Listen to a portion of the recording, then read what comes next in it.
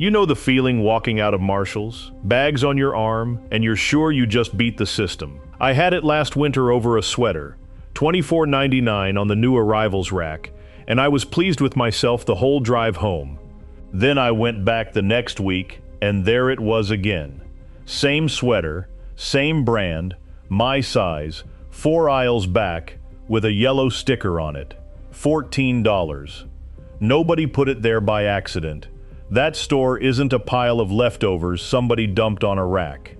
The tag colors, the aisle it sits in, the hour the good things come out of the back, it's all on purpose, and almost nobody walking through there can read any of it.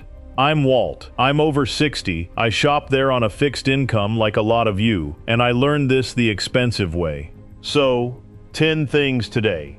Number 1 is a single word printed small on the clothing tags. Once you know that word, you'll never walk those racks the same way again. If this saves you a few dollars, give it a like. That's what puts it in front of somebody else our age. So, number 10, and this is the sweater I just told you about. The same item in 2 places at 2 prices. Marshall's will put a product on the main rack at one price and put the identical product somewhere else, usually the clearance section, at a much lower one. Not a different color, not a different size, the same thing. And the gap is regularly 30 or 40%. That isn't a mistake anybody made. It's built on the fact that most of us shop the way we always have. We walk in, we see something we like, we put it in the cart, and we go pay. Grab, glance, go. The store is counting on you not walking the whole floor to see whether your item is sitting cheaper 40 feet away. Now, this won't happen with every item, and I don't want you tearing the place apart looking for a twin that's not there. Plenty of things exist in that store exactly once, but the habit costs you 2 minutes.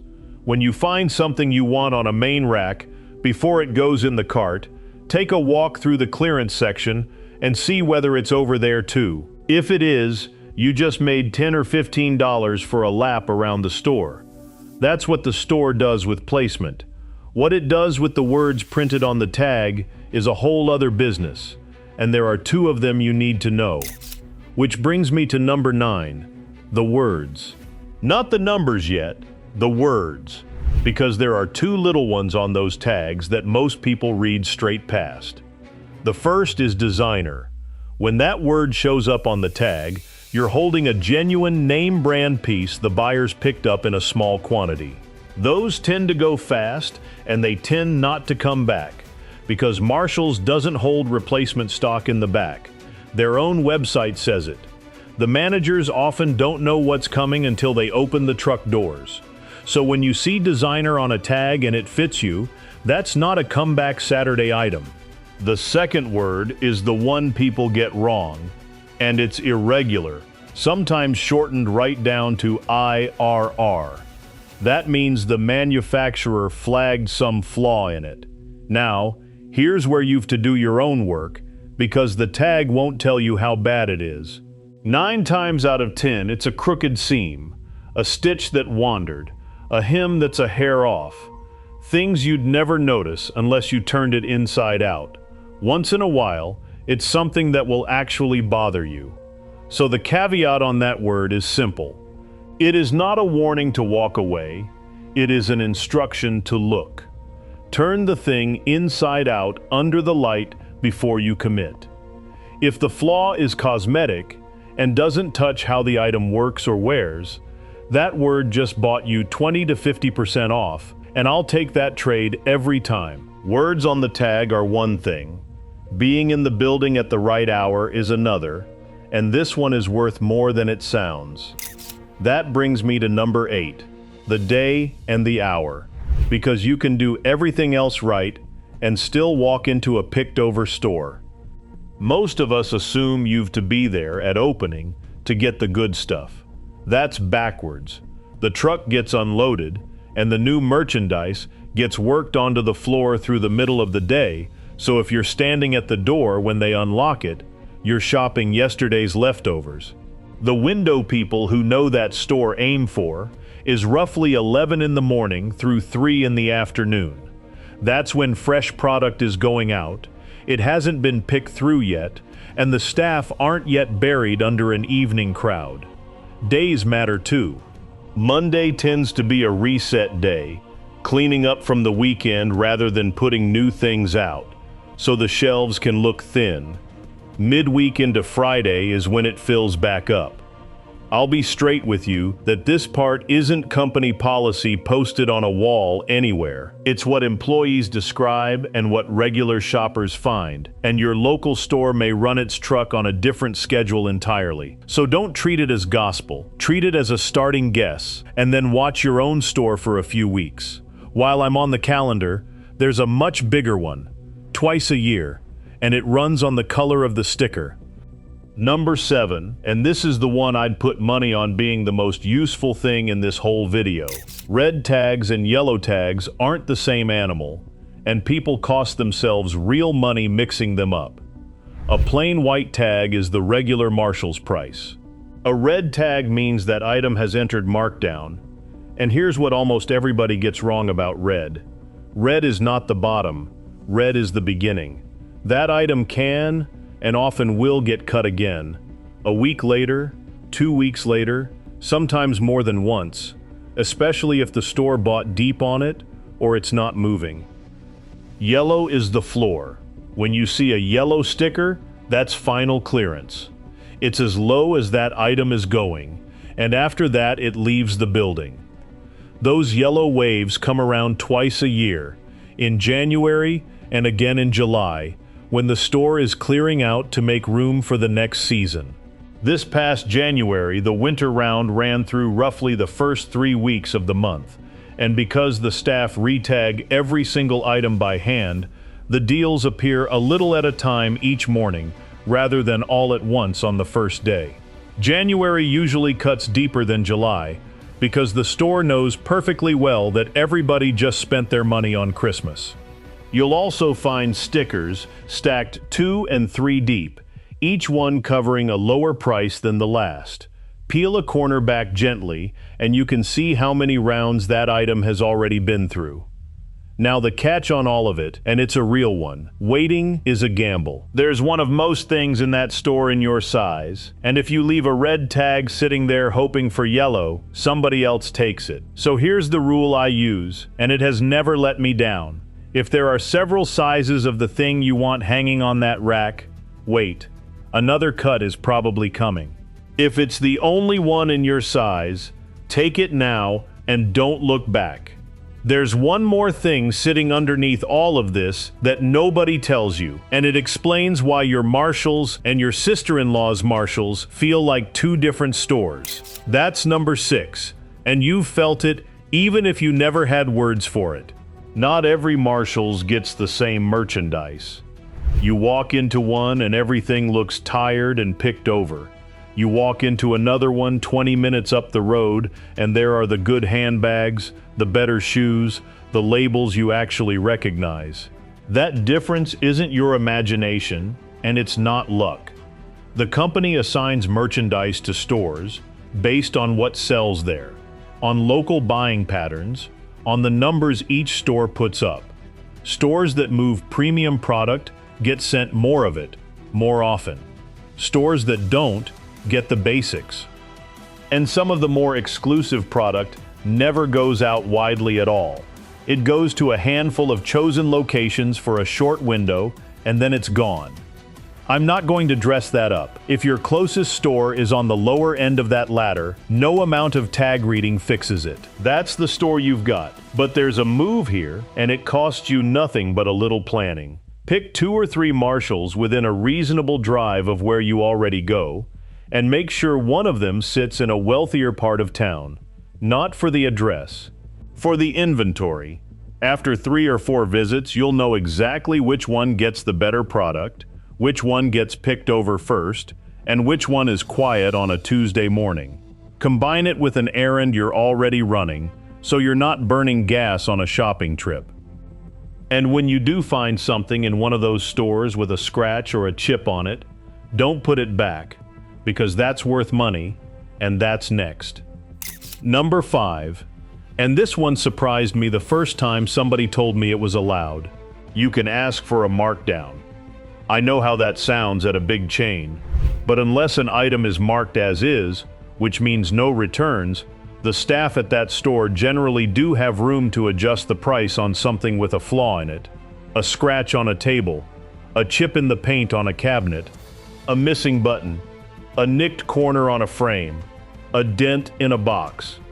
Where people go wrong is in how they ask. Don't walk up and say, "Can I get a discount?" because that puts the person on the spot and the answer is usually no. Point at the flaw instead and let them solve it. Something like, "This one has a small scratch right here. Is there anything the store can do on the price?" Kind tone, no pressure, and it lands completely differently. The best candidates are the big, awkward things. Furniture, lamps, framed pieces, anything bulky that has been sitting there taking up floor space with a mark on it. Nobody wants to keep looking at that, so there's a reason for them to move it. Now, plenty of them will say no. Store policy, a manager who's not in the mood, a flaw they judge too small to matter. That's fine, that's their call, and you thank them and move on. Ask politely at a quiet moment, and you'll be surprised how often it works out, and how much is quietly written off on things people simply never asked about. That's the words and the flaws. What about the numbers all over that tag? Because that's where the internet has gone a little sideways lately. Now, number 4 is the numbers on that tag. And I want to sort the useful from the folklore, because there's plenty of both. Start with the one that matters most. That compare at number isn't the price you're saving. It's the store's own reference to what a similar item goes for at a full-price store. Their words, not mine. And when they can't find an identical item to compare against, their policy says they compare it to something of similar type and quality instead. So treat that bigger number as a rough signal at best, and judge the item on the price you'd actually hand over. Then there's the small box near the barcode with a number or two in it. Shoppers read that as roughly when the item landed in the store, which tells you how long it has been sitting there, which tells you whether it's heading for a deeper cut. If two similar items are in front of you, and one has clearly been there longer, that older one is the one closer to a yellow sticker.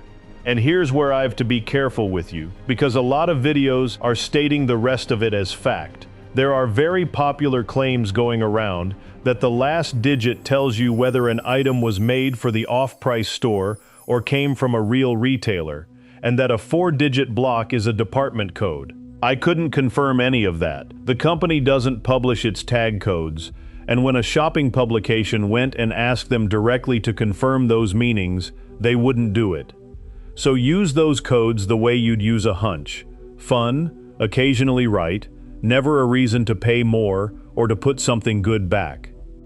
That's how to read the store. Now let me tell you where the actual money is in it, department by department. Number 3 is what to put in the cart, because not everything in there is a bargain and a couple of categories genuinely are. Shoes first, and this is Marshall's specifically. It carries a full-line footwear department, a broader one than its sister store, and that's where the depth is. Real brands, often from limited runs or overstock, at a fraction of what the same box costs elsewhere. Midweek is when the fresh boxes hit the floor, and the sizes are still there. The home and kitchen aisles are the second one. Cookware, ceramics, frames, linens, the kind of things that cost triple at a department store for no reason anybody can explain. This is also where the grandchildren's birthday and Christmas problems get solved for a third of what you were going to spend. Don't skip the food aisle either. There's a rumor that it's all expired stock nobody else would take, and that is not true. The company buys overruns from specialty grocers, and it moves real product. What's true is that those shelves turn slowly, so a date can be closer than the same jar at your grocery store. Turn it over and check the date before it goes anywhere near your cart. Seasonal is the fourth, and it's genuinely cheap. And it's also exactly where the wheels come off for most of us. That aisle is engineered for the impulse buy. So put a rule on it. If you don't already know the spot in your house where it's going to live, it doesn't come home. That one rule has saved me more than any discount in this video. 2 left. And the last one is that word on the clothing tag I promised you at the start, so hold on for that. But first, the thing that puts you ahead of every other person in that store, and it doesn't cost a penny. That takes me to number 2, and I'll admit, it's the one I was slowest to try, because it means opening your mouth. Talk to the staff. You don't need to be anybody's best friend. You need one simple question, asked kindly. Anything new, go out today. That's it. The people working that floor know exactly what came off the truck, what went out an hour ago, and what's about to get marked down, and almost nobody ever asks them. It goes further if you go back. Learn the name of the person you keep seeing, say thank you, ask how their day is going. That sounds like nothing. In a store where the inventory turns over daily and timing decides everything, having somebody who recognizes you and mentions that the markdowns are happening Thursday is worth more than any coupon you'll ever clip. And I'll say the obvious limit out loud. They're working, they're often short-staffed, and there will be days when nobody has a minute for you. Read the room, pick your moment, and never make them feel cornered. Do it right, and you're ahead of nearly everyone else walking those aisles. Which brings me to number 1, the word. Look at a clothing tag in Marshall's, and somewhere on it, printed small, either under the item name or running along the edge of the sticker, there's a line that tells you what category the buyers put that piece in, and the one to know is Contemp, short for contemporary. That's the store's own internal label for the trend-forward stuff, the newer styles, the pieces coming from the fast-moving fashion suppliers rather than the classic and off-season lines. It's a filter that's already sitting on the tag, doing the sorting for you. Now, I'm going to be straight with you about who that helps, because I'm not going to stand here and tell people my age that we need crop tops. Contemp mostly points at what's current, aimed at a younger shopper. Where it earns its keep for us is twofold.